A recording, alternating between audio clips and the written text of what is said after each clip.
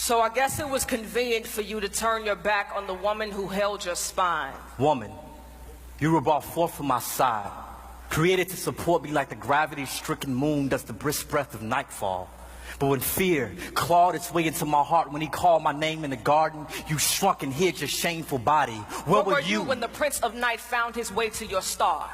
You watched him lie, and I watched you sit and set like sun, you mourning of a man you can't even see the nightmare you have become. I was there, standing in the distance, having a conversation with my backbone. I wanted to stop you, but you let that evil reptile with eyes, slow dancing with deceit and tongue, swift as breeze, woo you dumb to think we could be wise as the God who thought the galaxies into existence. Adam, I thought he was my friend, letting me in on secrets God Pinky promised the leaves not to tell. He pointed me to the tree, told me of what I was missing, and as my faith in his lies led me to stare, I watched death become gorgeous. But God is beautiful. Adam, my tongue became sight. The fruit looked too good not to Taste and see that God is good. God is thief. He kept us from the one thing he knew would turn our minds deity. No, God is wise. Eve, can't you see?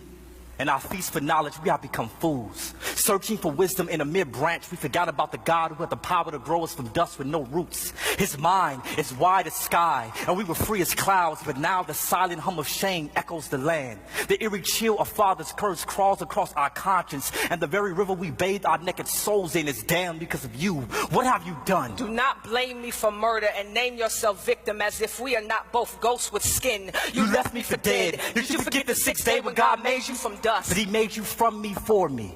While sleeping, he called you from my cage bones, beautiful but you, with your prideful disposition, switched positions and tried to lead. Took heed to a four-legged snake without consulting me first. You didn't respect me. He gave you authority. He made you the head of us, but you became neck. I can still see the apple stuck in your throat, Adam. Swallow your pride.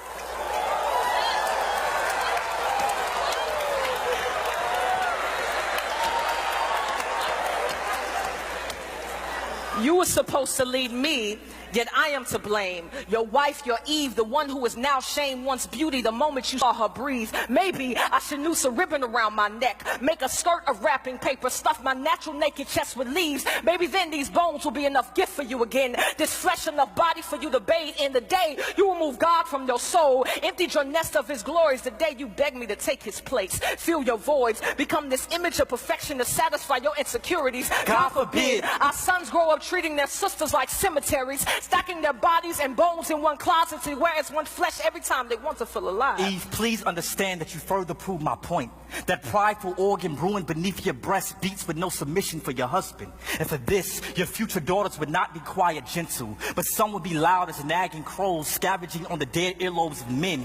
Their bodies, sculpted for God's glory, will become lures enticing our sons to sin, and they will. These women, your offspring, will hand their souls over to men who are not their God. They will kneel for value at the altar of man's approval, but that worship would not make them whole nor holy. Do you see what you've done? You made this about you by blaming me. We are both sin wrapped in flesh, both broken creations, stained glass windows with no shine, no sun, no light. We are both dark, imperfect, lost.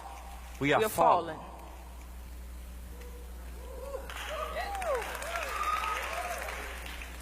Wife, I'm sorry. Have you any idea how shameful my insides scream for not protecting the only woman I've ever known and loved from the sting of death? I feel like a lonely grave, wallowing in a walking coffin of a body, waiting for a voice louder than my fears to resurrect the scared corpse of a man I buried 6 feet under guilt. But believe me when I tell you, you are still the woman my vision sung to when I first saw you in Eden, Eve, even if God chose to separate us for 1,000 years for what we have done. I'll write you every day faithful, and my letters will literally litter the land with love, my lady. But excuse me, if the blood on my hands still drips thick with condemnation, I can only pray that this venom doesn't poison our unborn son, Cain. There is nothing but murder living in my genes, and I would die if he follows in his father's footsteps. Husband, forgive me in my limbs and the heart that led them away from the safety of your palms. The parachute folded beneath the bloodstream I left in vain.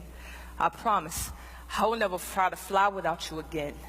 Your word is wind, and I would be fooled to disrespect the tornado I was created to love. You mentioned our sons, but remember our God. Remember what he told devil as he cursed serpent. He spoke of my womb, and from it a seed will come. The devil will strike his heel, but our seed will crush his head. Yes, we are dying, but one day we may rise from the dead. We are not hopeless. Mercy has its sights set on the sinners, and its source is our God. He will rescue us out of the sea of sin. Like hands beneath a drowning soul, a rainbow before the lightning bolt speaks, he reigns. When the clouds crack their shell, our God will appear and show us his yoke is easy. A light too mighty for anything pitch black to trap our backs back behind that cage we crave. The way of escape is near if we wait with hope, nailed to our faith. The truth cross sticks to our burdened bodies. The life stretching like the arms of an horizon, rising for all to see. The sun still lives. Eve, forgive me. Adam, forgive me. God, we tried to be our own God. Please forgive us.